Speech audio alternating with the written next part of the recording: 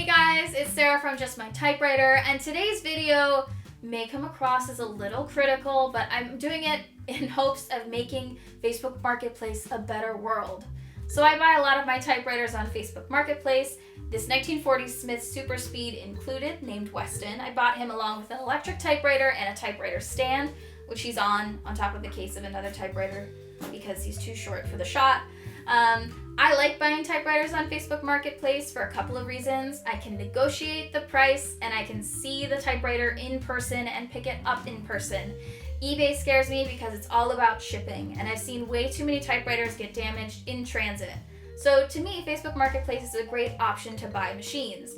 That being said, there are some things that are really bothersome about posts on Facebook Marketplace, and I want to look at those today and kind of react to them, because I recently had a negative interaction on Facebook Marketplace trying to buy a typewriter, and I've never had that happen before, and it made me really think about the way posts are constructed on Facebook Marketplace and how, as a typewriter collector, I'm kind of looking for those machines and how I'm expecting to interact with purchasing those machines.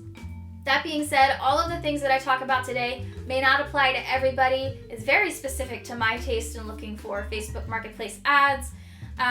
But in general, there are a couple things that I think people are looking for on Facebook Marketplace when looking at typewriters. So within Facebook Marketplace, you can actually search for items. So I can search typewriter, and it'll put in typewriters that are within a certain distance of the address I have listed currently in Facebook. So all of these items are within 40 miles of the address I want to look at in Facebook. So the first thing I'm going to do is just go through here and look at them. So this is a post that I think is super interesting. This popped up like yesterday for me on my Facebook Marketplace. It's listed as, does anyone antique typewriters ANS cash registry? Not even register. Register. And I can't tell if they're selling typewriters or buying typewriters. It's very confusing. And the last photo, of course, is a blurry photo. So there are three kinds of photo types that you end up with on Facebook Marketplace.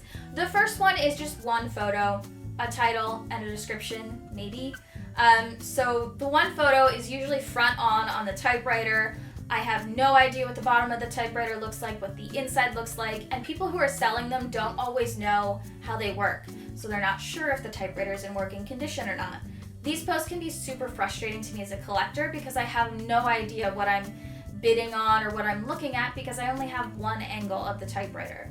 The second kind of photo that I end up with, and that's also the photo that's on this particular machine, is a blurry photo. So you're taking the photo and it's in motion. So you're guessing at the brand of the typewriter, you're guessing at the condition because everything's blurry, it's usually dark, and there's not often a lot of description regarding that machine. The third type of photo group you're going to get is people who actually post a lot of photos of the machine or multiple angles, and those are really helpful to me to kind of decide if I want to even message the seller about these machines, and those are usually the posts I look for. Another thing that really bugs me about typewriter listings are prices. So in this case, he's listed 1, 2, 3, which to me means he wants you to make an offer or he doesn't know what it's worth, because I don't think he's going to charge exactly 1, 2, 3 for 2 typewriters and an electric cash register. Maybe he will, but it's just kind of like the standard, let me put in a bunch of numbers. I've also seen people list like millions of dollars with just all nines because they don't know what they want for the typewriter, and then they'll put like a vague price in the details section, and to me as a buyer, that can be either good or bad. It could make me want to buy the typewriter because I can haggle the price a little bit, or that person has a very specific number in mind, and if you don't get near it, they're really not interested in talking to you. So here's a typewriter where they have nothing listed in the description. There are no details, and there are only 2 photos. Again, it's too high of a price for me to ever even message the seller about, but if they were trying to sell this machine to other people, it might be beneficial to put more photos in their description. So we got like a 1930s Royal portable. We've got a cute little Royalite here. This is a 1950s Royalite, and it looks like it's in a leather case. So we actually picked up one of these machines on Craigslist. If you guys want to watch that video, I'll link it in the description. I think we paid $20 for that machine. Great condition, came with the case as well, and that was a Craigslist ad. Here's a similar machine listed for $100 in the same place we bought it in Pittsburgh. And the description says, okay, some typos.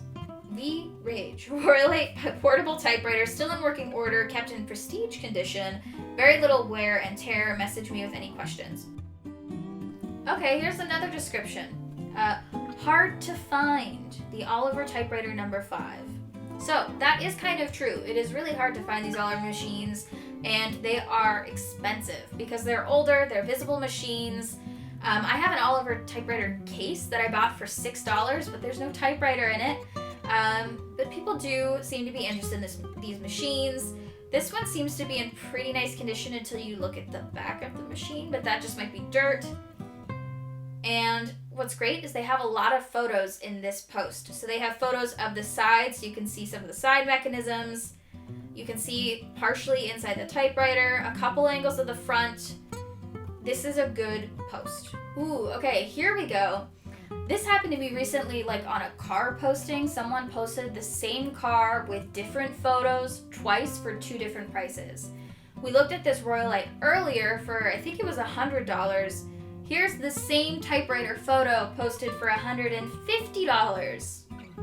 So, antique Royalite typewriter. The same 2 photos and a different price on a different listing from the same person. Again, the details say antique typewriter made by Royalite, still in good working order, rare. This is frustrating because this means that someone could see this post and pay $50 more for that typewriter than in the other post, and the details are different. So they did try to make it look different as far as details and titling it goes, but they used the same photographs, so I can tell immediately that this is the same post just for a different price. Okay, here's a great example of a bad first photo. And they only have 2 photos, so one of them at least is kind of in focus. But the first photo is an in-motion, low-light shot of the top of the typewriter with a plastic bag on it. And it just says, Royal Typewriter, $75. Description says, Royal Typewriter, working condition, don't know much about it, will take best offer. Okay, here's a funny listing that I saw the other day. It's just listed as real style. There are 2 little Royal typewriters, pretty reasonable price for them. Description, it says 2 electric typewriters. So that's interesting. I just thought it was funny that it was listed as real style, but it still did end up in the typewriter search, and you'll get posts like that have like clever titles to them, and they're always kind of fun. Okay, here's another one of those cases where they just put random numbers into the price bar. So this one just says 1, 2, 3, 4 for the price of it. Vintage Underwood typewriter, vintage Silvertone guitar. So they're selling 2 items in this, and it's kind of hard to list 2 items in one post and put a price on them. Okay, here's another one. So it's listed as $20, down from $25. Typewriter, working condition. They have 2 photos. The first one is of the case, and then the second one is of the typewriter next to the case. But if you're going to put a typewriter listing, you might as well put the typewriter as the first photo, because if I just see that case, I can't always tell what the typewriter is just from the case alone, and I might not even look at this post if I don't see a typewriter in the first photo. Okay, here's another one. So I was looking for one of those We Are Memory Keepers typewriters just to have in my collection to play with and mess with and destroy. And this one is just an upside down photo of the box of a We Are Memory Keepers typewriter, listed as typewriter, and then they have $100 on it. It says he's moving.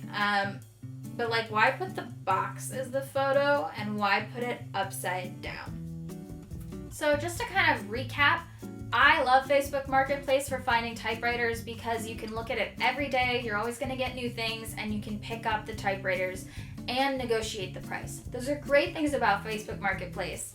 Unfortunately, sometimes the people who are selling typewriters on Facebook Marketplace have no idea what they have. So they could list them for too high of a price, not give you enough information or photographs up front, or not even know what to list it as. And that's totally fine. I'm not here today to make fun of people who are using Facebook Marketplace who don't know what's going on, but I would use it as kind of an instruction guide for how to list typewriters on Facebook Marketplace for people like me who are specifically looking for typewriters. Definitely have a photo of the typewriter in your first shot of the full typewriter.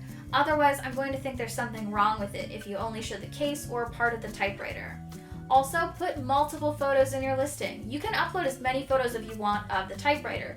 If you only have one shot, I'm gonna think that you don't have this machine or you don't have access to it.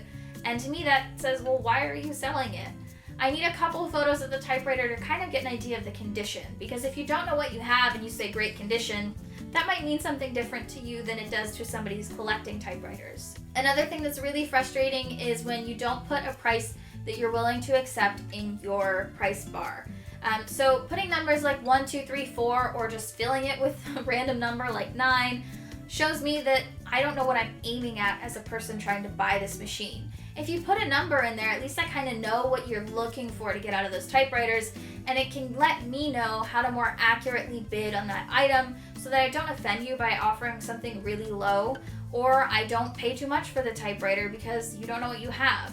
Another thing that I suggest if you are trying to sell a typewriter on Facebook Marketplace, don't just Google the price of a typewriter to then sell it or price it, because that's not an accurate way to kind of figure out how much your typewriter is worth. A typewriter is worth exactly what somebody is willing to pay for it. I'm somebody who all typewriters are worth $25 to me or less if I can get it. But other people might be willing to pay more depending on the typewriter. If you look at eBay prices, some of those go into astronomical prices because people are in bidding wars for them. It doesn't mean that someone who's local to you is willing to pay that much for that typewriter. Often, depending on your area, typewriter costs or typewriter prices might be much lower because there's not as much competition. That being said, I don't want anybody to take this as like offensive if I looked at your typewriter specifically or looked at your post. I just want people to know that the best way to sell your typewriter, if you have one or you want to get rid of it, is to list it as accurately as you can, give as much information as you possibly can, and put a price on there that you want for it or you think is fair for that item, and then be willing to be open to negotiation. If you get a lot of messages about a typewriter, that's awesome. Sell it for as much as you possibly can, get as much money for that thing as you possibly can. But if you're in an area where you list something on Facebook and it's on there for 6 months and that price isn't biting for anybody, then it might be too much for your area. Think about pricing that item lower, or make an offer on there and give an idea of what kind of number you're looking for so that if I'm a collector, I can know what to offer you for that typewriter. If you're interested in typewriters and want to learn more about collecting them, make sure to check out this YouTube channel. We have videos listed in the description about all the typewriters I talked about today. We also have a Facebook and an Instagram at just.my.typewriter. We post historical things, pictures of our collections, and it's a great place to get typewriter information. I want to thank you guys so much for watching today and remind you that you're just my typewriter.